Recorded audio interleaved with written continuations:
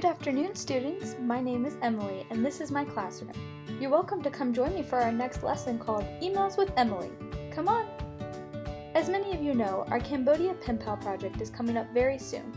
For this project, you will be paired up with a pen pal and begin communicating through emails with your new friend. Who here has ever sent or received an email? Okay, so very few of you seem to be familiar with writing an email. Good thing we will be reviewing on how to send a beneficial email to our pen pals. This will allow us as young students to make sure our emails contain key information and questions for our friends overseas. Alrighty, let's get to it. When thinking of our big idea, we need to keep a few things in mind. First, the topic must be broad or large. In other words, it needs to be something that contains a lot of detail and examples.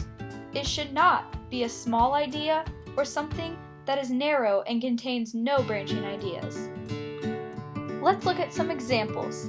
Some large or broad topics we can discuss in our emails with our pen pals could be family, hometown, school, or even a question such as what their favorite activities are. I'm going to choose the topic of family. To organize our thoughts, we are going to use something called a graphic organizer. First, you place your main idea or topic in the middle bubble. Then, fill in the surrounding bubbles with your connecting details.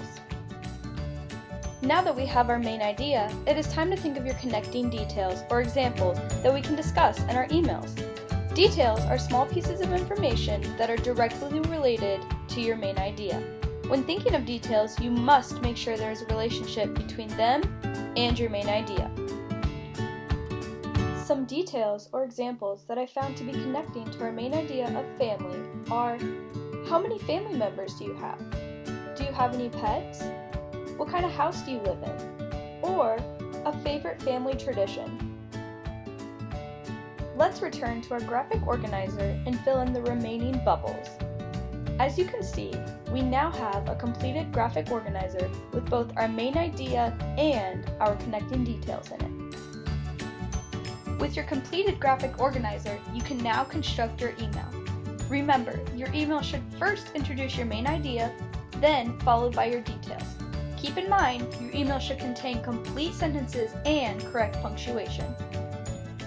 Alrighty, before I let you go, I'm going to share my sample email that I would send to my pen pal. You guys are more than welcome to look back and use this as a guide. Okay students, now it's your turn to write an email. I hope after watching this video you learned how to correctly send a beneficial email for our friends overseas.